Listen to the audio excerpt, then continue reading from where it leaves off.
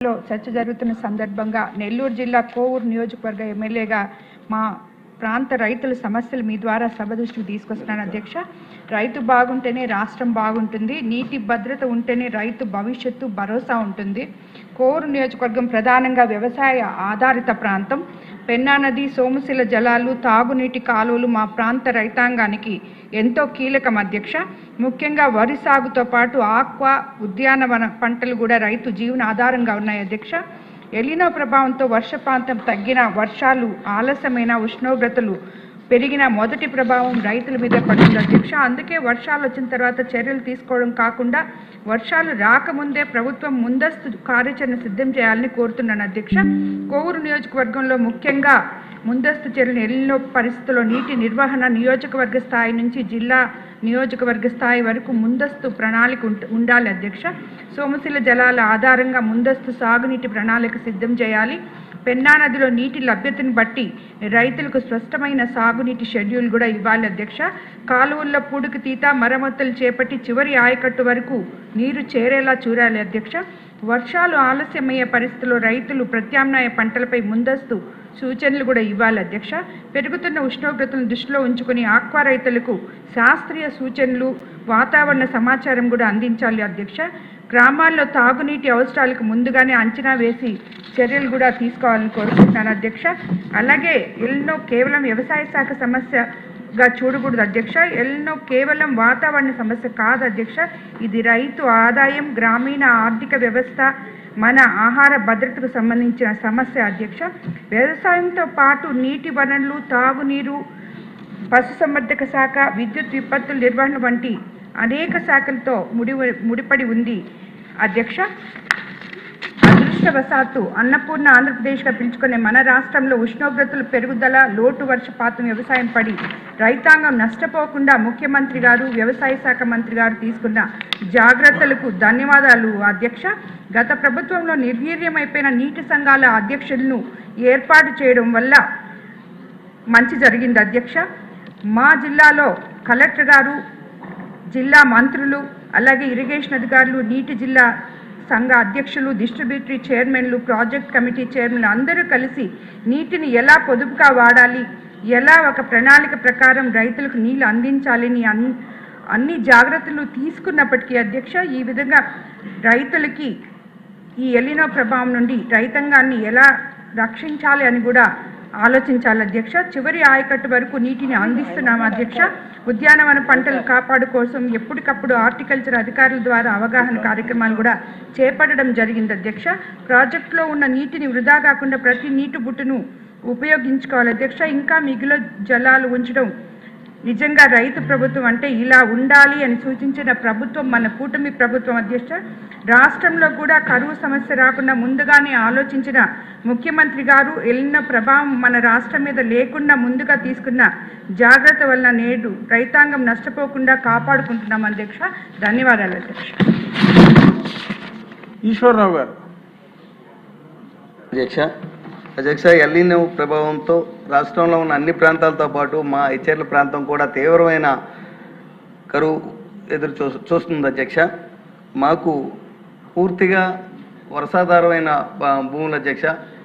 ఈ మధ్య గౌరవ ముఖ్యమంత్రి చంద్రబాబు నాయుడు గారు 2014లో అధికారంలో వచ్చినాక తోటపిల్లి కాలువని నీటిని రుచి చూపించారు అధ్యక్ష. సుమారు తోటపిల్లి కాలువ 32,000 ఎకరాలు మాకు రణస్థలం, లావేరు మండలాల్లో నీరు రావాల్సి ఉంది అధ్యక్ష.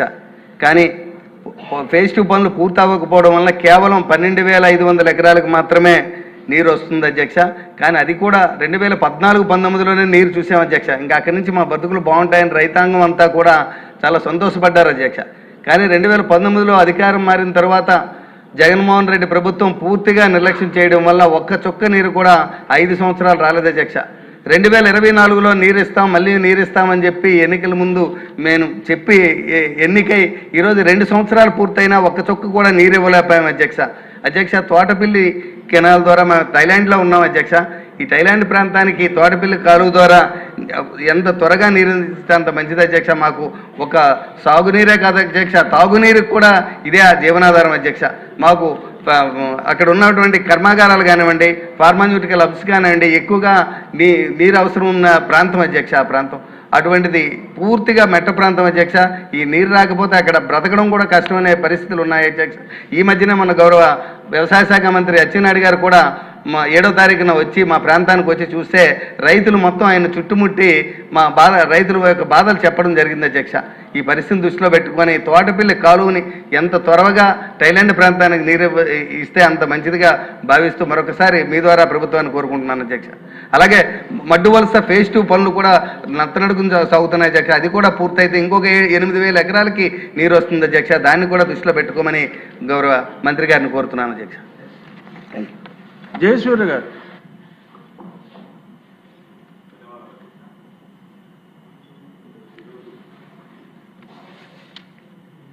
ప్రభావం పైన రాష్ట్రంలో వర్షాలు లేక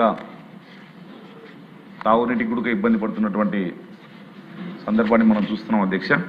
అయితే గౌరవ ముఖ్యమంత్రి గారి సూచనలు సలహా మేరకు రైతాంగం అంతా కూడా ఎలినో ప్రభావం ఉంటుంది కాబట్టి మన వర్షాధారం మీద ఆధారపడినటువంటి ప్రాంతం అంతా కూడా ఆరుతడి పంటలు వేసుకోవాలని చెప్పేసి ఎప్పటికప్పుడు మార్గదర్శకాలు ఇస్తూ రైతాంగాన్ని ఆదుకోవడం జరిగింది అధ్యక్ష.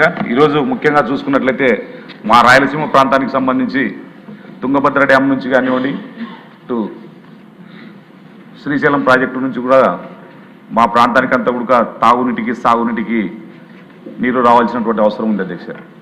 ఈసారి ఆశించిన స్థాయిలో తుంగభద్ర డ్యామ్ పైన వర్షాలు పడలేదు. కృష్ణమ్మ కొంతమేరకు రావడంతో కనీసం శ్రీశైలం తాగునీటి కన్నా ఈరోజు నీరు లభ్యత అయ్యేటువంటి సందర్భం ఏర్పడింది అధ్యక్ష. ముఖ్యంగా రాయలసీమ ముఖద్వారమైనటువంటి కర్నూలు జిల్లా నందికొట్కు నియోజకవర్గం మన రాయలసీమ ప్రాంతానికి అంతా కూడా నీటి ఇచ్చేటువంటి ప్రాంతం అధ్యక్ష. ఎందుకంటే ఒకవైపు హెచ్ఎన్ఎస్కు దాదాపు 730 కిలోమీటర్ల వరకు శ్రీశైలం రిజర్వాయర్ నుంచే మనం నీళ్లు తీసుకోగలుగుతున్నాం.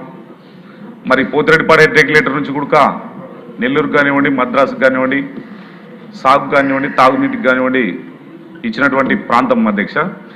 అటువంటి ప్రాంతంలో కూడా వర్షాలు పడక ఈరోజు తీవ్రమైనటువంటి నీటి ఎద్దడి పరిస్థితి ఏర్పడినటువంటి సందర్భాన్ని మనం చూస్తున్నాం అధ్యక్ష.